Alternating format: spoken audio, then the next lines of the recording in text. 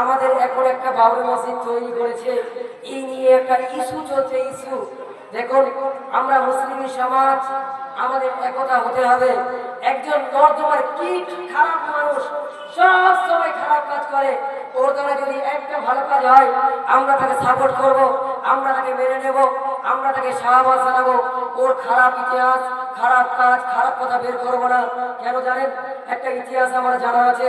আমাদের শিক্ষক আছেন এখানে, আইনুল মানি সাহেব এসেছিলেন, আমি তখন ছোট অবস্থায়। তখন তিনি বলেছিলেন একটি কথা। সে কথাটা কি জানেন?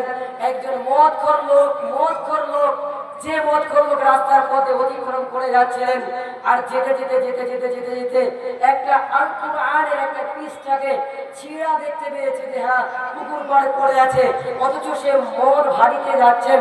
ওই মদ ভাটিতে খেয়েছেন, কিন্তু আল্লাহর কালাম, আল্লাহর দ্বীনটা ওখানে অবশিষ্ট পাতাটা পড়ে আছে।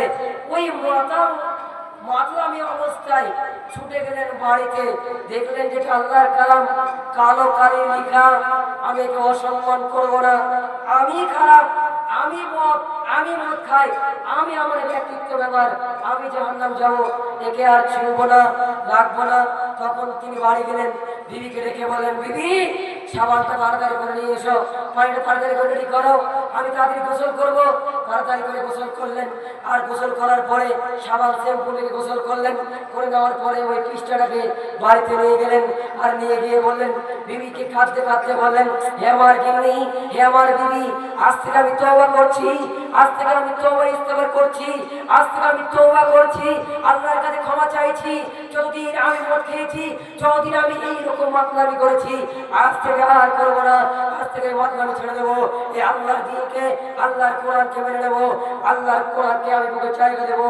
এই দেখুন ভাই, মানুষ হেদায়েত হতে অনেক সময় লাগে, কিন্তু ভালো হতে অনেক সময় লাগে, কিন্তু খারাপ হতে সময় লাগে না। আপনি একজন ভালো মানুষ, কিন্তু আপনার বিরুদ্ধে যদি কেউ একটা খারাপ কথা বলে যায়, আপনি যদি ভুল ভ্রান্তি করে কাজটি করেই থাকেন, তাহলে আপনাকে বলবে সব ভালো কাজ বিফলে যাক, খারাপ কাজটা নিয়ে টানাটানি করবে।